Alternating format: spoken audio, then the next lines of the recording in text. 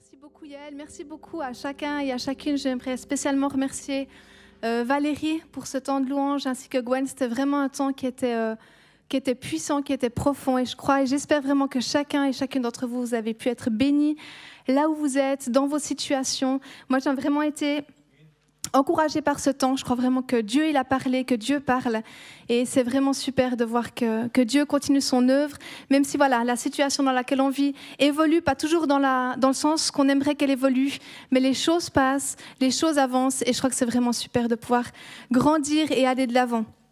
Et aujourd'hui, je vais effectivement continuer sur ce thème de la terre promise. Donc, merci Claire-Lise de m'avoir donné ce redoutable privilège de pouvoir d'avoir ces 20 minutes en fait à disposition. Je vais pouvoir parler avec vous. Et avant d'entrer en fait dans ce message, dans ce thème de la terre promise, j'avais vraiment en fait à cœur de parler en fait de toutes les personnes qui se sentent en fait fatiguées. C'est vrai qu'il y a des difficultés, il y a des défis.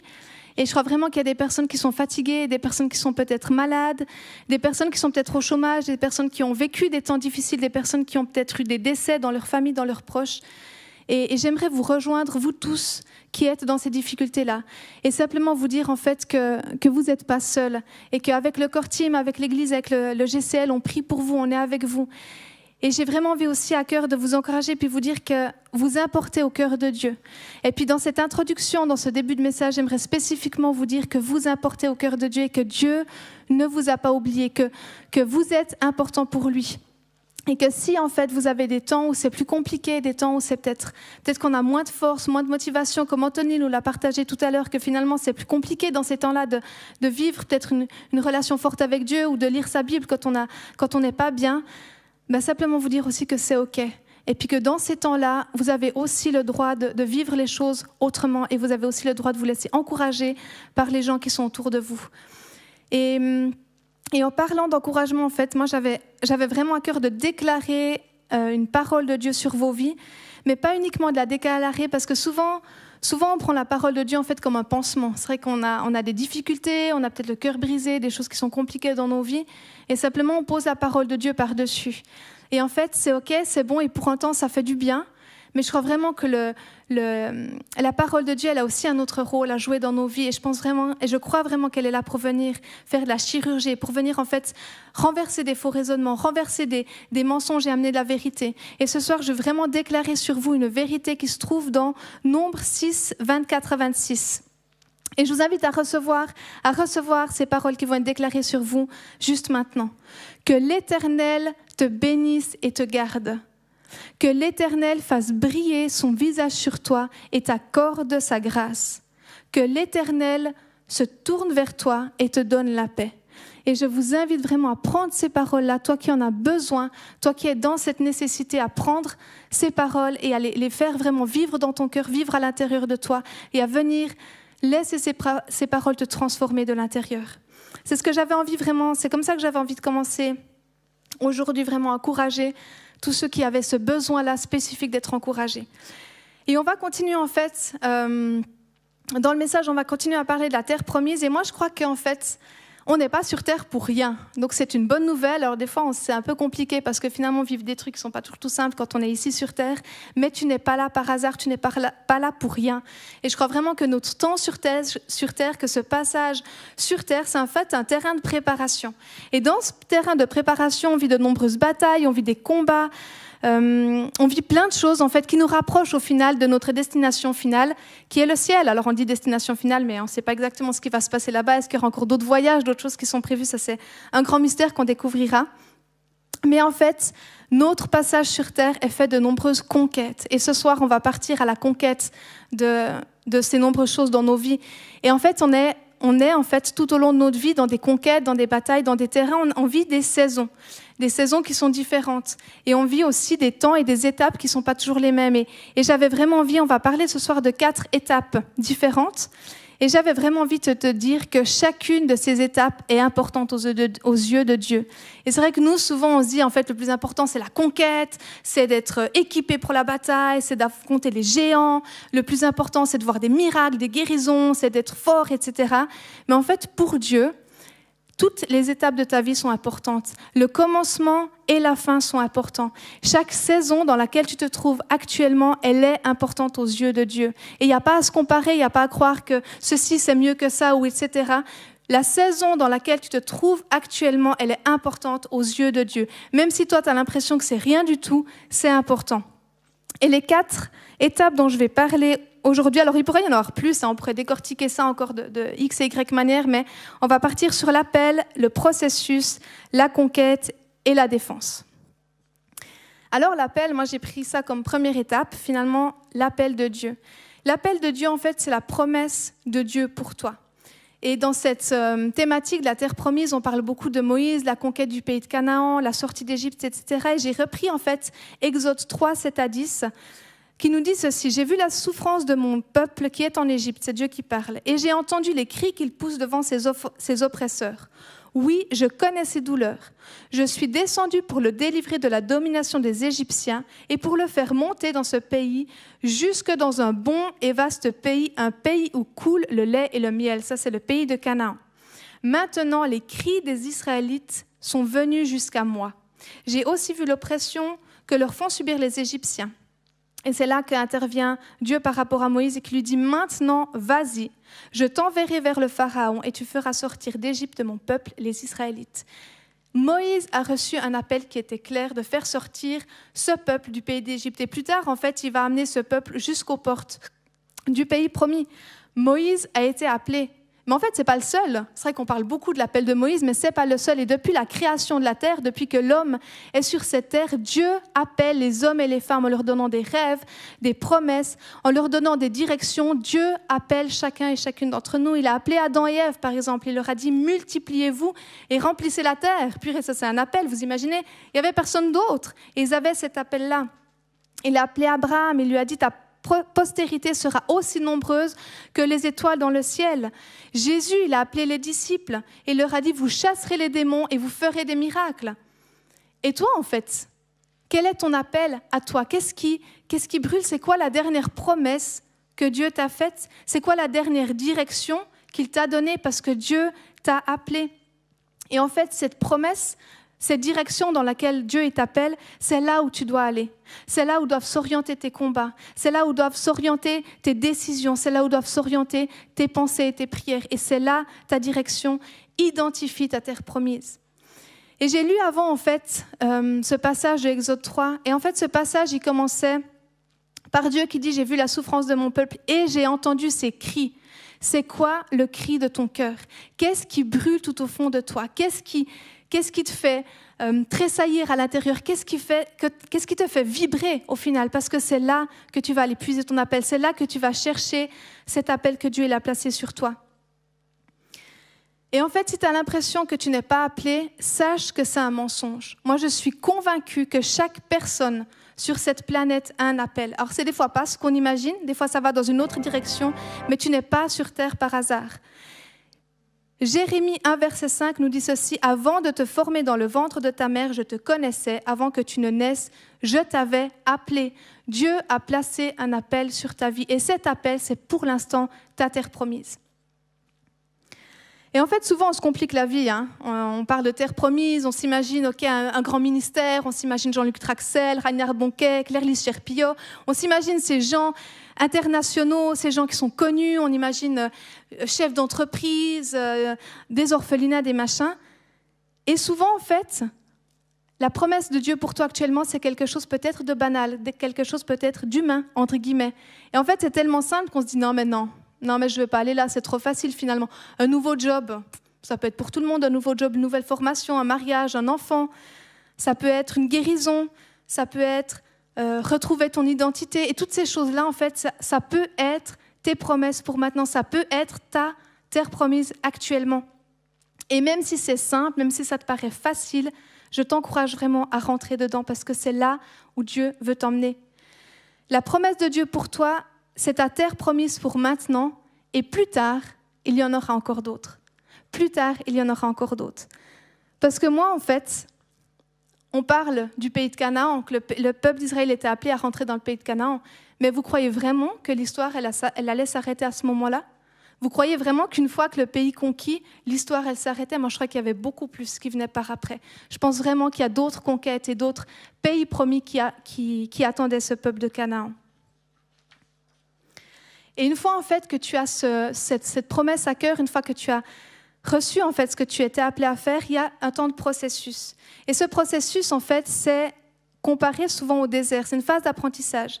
Une phase d'apprentissage qui est souvent en fait parsemée de doutes, de craintes, de peurs, et c'est là où on est confronté à nos faiblesses, confronté à nos manquements.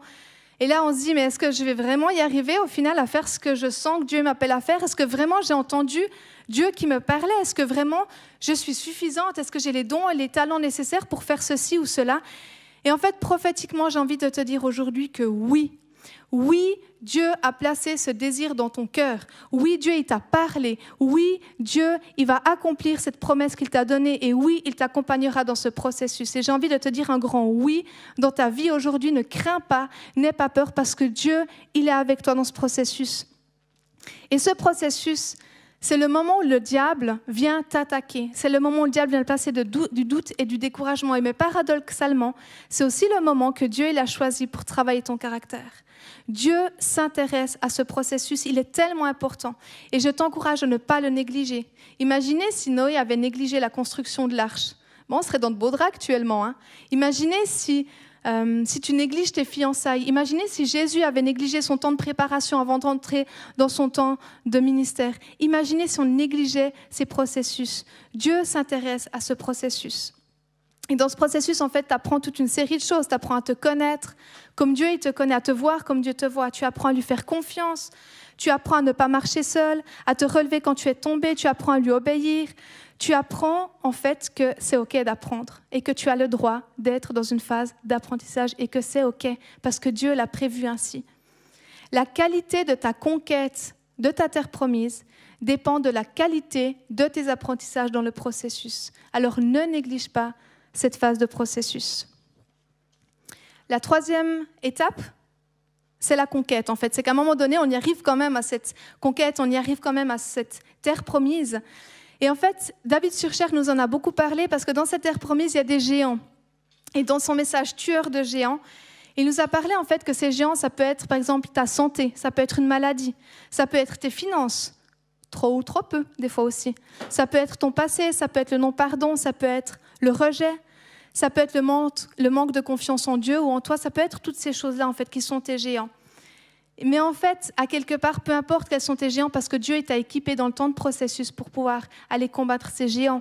Et même si tu te sens peut-être moins équipé, Dieu il est là, il va intervenir avec toi. Et là, c'est Claire Lise qui nous en a parlé il y a 2 semaines en arrière, pour dire que Dieu il intervient de manière surnaturelle dans ton naturel, dans ton quotidien. Et elle nous avait vraiment encouragés à ouvrir les yeux et à voir la main de Dieu en fait dans chaque étape de nos vies et à voir en fait la victoire en Dieu parce que c'est lui qui nous offre cette victoire. La conquête, elle se fait pas en une seule fois. Elle est certainement encore parsemée de doutes, de craintes, elle est peut-être encore parsemée de victoires et de défaites. Et on voit en fait dans la Bible qu'il y a eu différentes manières de conquérir en fait ce terrain. Il y a eu on voit les murailles de Jéricho. Finalement, en fait, il y a des murailles qui sont tombées miraculeusement au son de la trompette. On voit des ennemis qui ont été aveuglés, qui ont commencé à s'entretuer. En fait, on voit vraiment différents récits qui nous racontent en fait différentes manières de conquérir ce pays promis. Mais finalement, le dénominateur commun de chacune de ces stratégies, c'est la foi en Dieu. Parce qu'on voit en fait vraiment dans tout ce récit de la conquête du pays promis, quand Dieu il donnait l'ordre d'aller se battre, le pays avait la victoire. Et quand en fait, le pays allait se battre sans Dieu, en fait, ils avaient la défaite. Et je crois vraiment que c'est important d'être aussi à l'écoute de Dieu dans tes combats et de voir en fait quelle stratégie il veut que tu emploies pour aller te battre. L'obéissance, c'est une clé. Et aujourd'hui, en fait, en tout cas actuellement ici en Suisse, notre ennemi, il n'est pas tant physique. Notre ennemi, il est souvent dans nos pensées. Notre ennemi, c'est souvent dans le découragement. Ça peut être la situation qu'on est en train de vivre actuellement ou des circonstances aussi. Et Dieu il nous a aussi équipés, en fait, pour aller se battre dans ces différentes circonstances. Il nous a donné des armes. Et quelques-unes de ces armes, c'est l'intimité avec Dieu. Ton intimité avec Dieu, ta relation avec Dieu, c'est en fait là où tu vas être équipé, c'est là où tu vas être formé, c'est là où tu vas avoir les armes nécessaires pour en fait aller casser du géant. C'est là où tu seras suffisamment équipé pour aller te battre et pour recevoir ce dont tu as besoin. Et en fait, dans le processus, tu apprends ta relation avec Dieu. En fait, tu apprends aussi à grandir dans cette relation avec Dieu. Une autre arme que Dieu nous a donnée, c'est la famille, c'est l'église locale, c'est les relations qu'on a les uns avec les autres. C'est être ensemble, c'est être vulnérable. Pas avec tout le monde, mais avec un cercle restreint avec qui tu peux vraiment bien t'entendre. Une autre arme, c'est la foi, ou la proclamation de la parole de Dieu. Et toutes ces choses-là, en fait, c'est avec ça qu'on va pouvoir se battre pour être à la conquête des géants qui se trouvent dans la terre promise. Et la dernière étape, en fait, c'est la défense. C'est la défense, parce qu'en fait, une fois que tu t'as débarrassé ta terre promise de ces géants, la prochaine étape, c'est de défendre, en fait. C'est de défendre cette terre promise. Parce que ce n'est pas tout de chasser tes ennemis, mais maintenant, il faut construire une muraille, puis il faut protéger ce que tu as gagné au combat. Il faut protéger ce que tu as réussi à avoir, en fait, la victoire que tu as réussi à avoir. Tu ne peux pas empêcher un oiseau de voler au-dessus de ta tête, mais tu peux l'empêcher d'y faire un nid. De la même manière, tu ne peux pas empêcher des mauvaises pensées de venir, tu ne peux pas empêcher des anciennes habitudes d'essayer de revenir ou des gens de te donner des mauvais conseils, mais c'est à toi de te protéger et c'est à toi de mettre le stop et de dire oui ou non aux différentes choses qui viennent de l'extérieur. Et dans ce sens-là, je vous encourage vraiment à vous entourer aussi de personnes qui sont importantes pour vous, de personnes avec lesquelles vous pouvez être redevables pour vraiment garder en fait la victoire que vous avez reçue. Je vous invite vraiment à garder cette victoire. Il y a ce verset qui dit que celui qui est debout prenne garde de ne pas tomber. Et en fait, prendre garde de ne pas tomber, c'est aussi se protéger. C'est aussi s'entourer de personnes avec lesquelles on peut prier, avec lesquelles on peut partager, parce que c'est beaucoup plus simple de retomber seul que de retomber quand on est accompagné.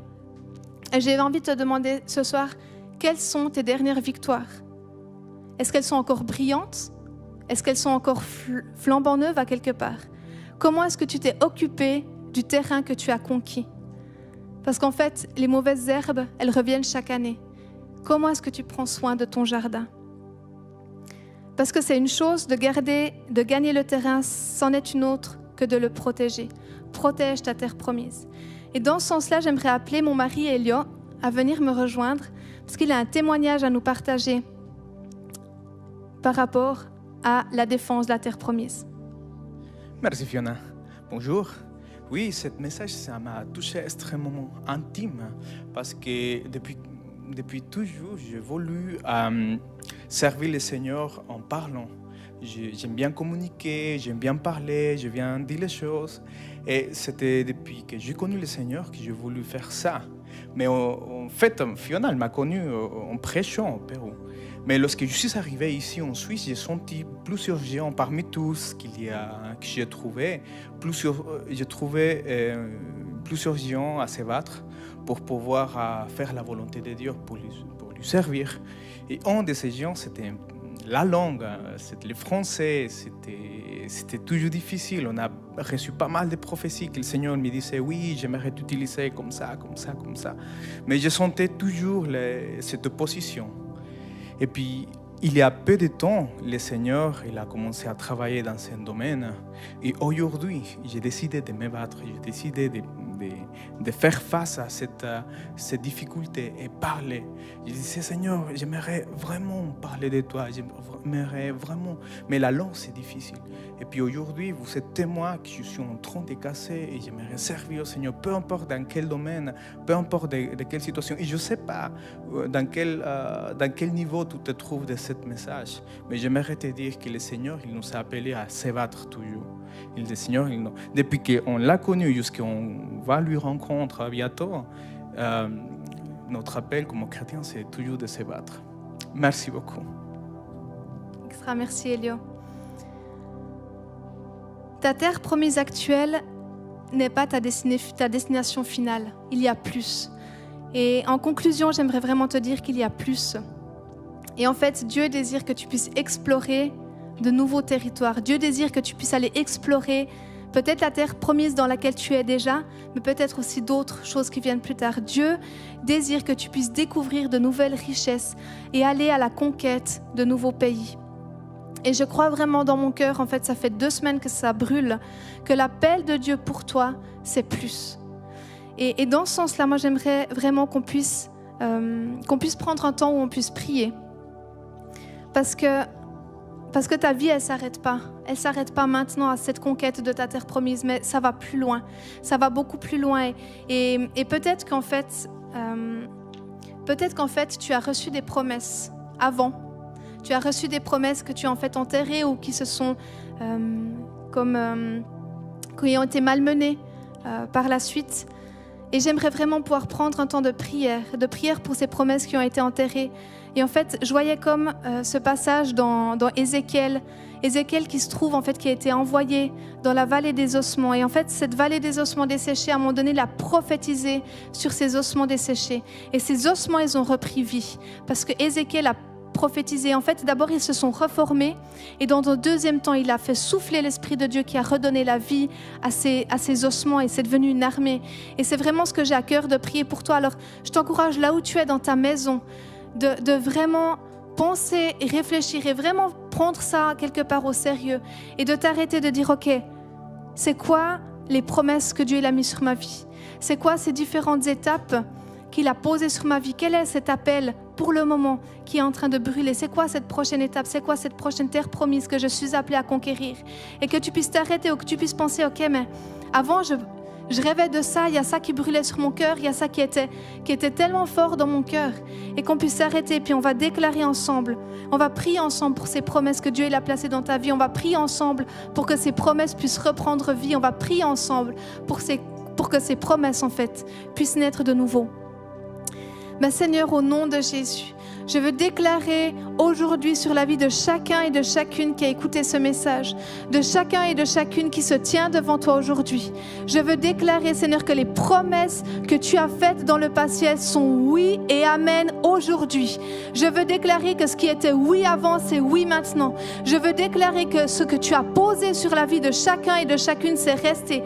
Parce que tu n'es pas un homme pour mentir, parce que ce que tu as commencé, tu l'amènes à son achèvement. Et je veux vraiment ouvrir les cieux sur chacun et chacune qui est là à se poser des questions, qui se sentent peut-être pas dignes d'entrer là où tu veux les amener. Père, je veux déclarer ta faveur et ta grâce sur chacun. Je veux déclarer une ouverture particulière dans les cieux, que chacun puisse recevoir ce dont il a besoin. Et je veux proclamer que ces promesses qui se sont peut-être gaspillées, qui se sont peut-être malmenées, ces promesses qui se sont abîmées, je veux déclarer qu'elles reprennent vie dans le nom de Jésus. Je veux déclarer que chacun et chacune puisse rentrer dans les promesses et dans l'appel que tu as pour eux. Et je veux proclamer ça au nom de Jésus. Et je te prie, Père, pour une saison de faveur. Je te prie pour une saison où la lumière brille dans les ténèbres. Je te prie pour une saison de miracles qui s'ouvre maintenant sur chacun et sur chacune au Gospel Center Lausanne. Et on veut prendre autorité et on veut s'opposer à cet esprit de mort. On veut s'opposer à cet esprit de maladie, de défaitisme, de fatigue au nom de Jésus. Je veux déclarer maintenant une ouverture dans les cieux, une ouverture au niveau spirituel. Et je veux proclamer, Seigneur, ta faveur, ta puissance, ta grâce sur chacun et sur chacune.